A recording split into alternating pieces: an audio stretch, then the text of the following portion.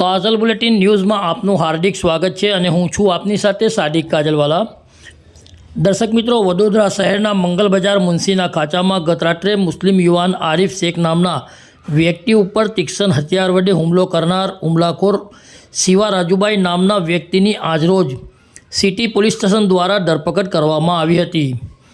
યાકુતપુરા વિસ્તારમાં રહેતો આરિફ શેખને હુમલાખોરે ધાર્મિક શબ્દોના ઉચ્ચારણ નહીં કરવા બદલ તીક્ષ્ણ હથિયારના અનેક ઘા ઝીકી દીધા વિસ્તારમાં તંગદિલીનો માહોલ જોવા મળ્યો હતો।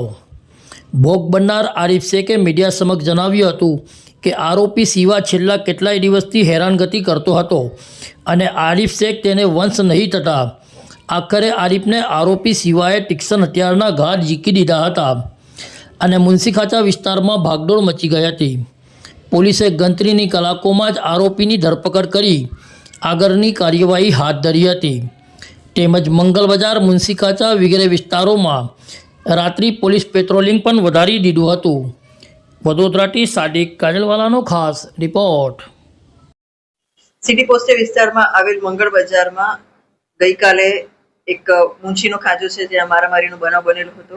મુનશીના ખાંચામાં જે દુકાન આવેલી છે સાઈબાબા ટ્રેડિંગ કંપની, ત્યાં કામ કરતા નોકર અને એની બાજુની દુકાનમાં કામ કરતા નોકર, બંને નોકર અંદર ઝઘડ્યા હતા અને જેમાં એ મારામારી ઉગ્ર સ્વરૂપ ધારણ કરેલું હતું અને એ અનુસંધાને આરોપી જે છે શિવા રાજુભાઈ મેવા ફરોસ, એણે બાજુની દુકાનમાં કામ કરતા જે વ્યક્તિ છે, કારીગર છે, એનું નામ છે મોહમ્મદ આરિફ અબ્દુલ ગની શેખ, એને ચાકુ મારી દીધેલું હતું અને પહેલા પેટમાં ડાબી બાજુ ચાકુ માર્યું અને પછી પીઠમાં ચાકુ મારેલું હતું અને માથામાં પણ થોડીક ઈજા થયેલી છે।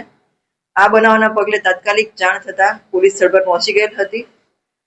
જે ઈજા પામનાર છે એને હોસ્પિટલમાં સારવાર માટે ખસેડવામાં આવેલો હતો। હાલમાં એની સારવાર ચાલુ છે। આરોપીને તાત્કાલિક અટક કરી લેવામાં આવેલો છે અને આ બનાવ અનુસંધાને સિટી પોલીસ સ્ટેશન ખાતે એપીસી કલમ 109, બીએનએસ કલમ 109(1), 115(2), 118(1), 118(2) અને જીપી એક્ટ 135 મુજબ ગુનો દાખલ કરવામાં આવેલો છે અને આગળની કાર્યવાહી હાથ ધરેલ છે। ઝઘડો આ બંને કારીગરો છેલ્લા ઘણા સમયથી અંદર નાની બાબતે ઝઘડો થતો હતો એ લોકોનો, અને એ લોકોએ એમના માલિકોને અથવા તો પોલીસને પણ જાણ કરેલ ન હતી અને જેના કારણે ગઈકાલે એ ઝઘડો ખૂબ ઉગ્ર સ્વરૂપ ધારણ કરેલો હતો અને જેના કારણે આ મારામારી થઈ હતી। ધાર્મિક સૂત્ર બોલાવવાની કંઈક આક્ષેપ હતો સાહેબ, એ સંદર્ભે તપાસ કરવામાં આવી?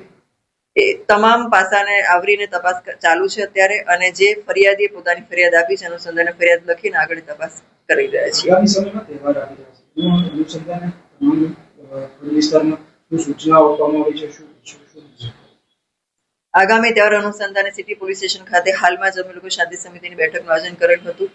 તમામ પોલીસ સ્ટેશન સાથે પોલીસ સ્ટેશનના આગેવાનોને અહીંયા આવેલા હતા મીટિંગમાં અને એ લોકોને આગામી તહેવારમાં તકેદારી રાખવા માટે સૂચના આપવામાં આવેલી હતી।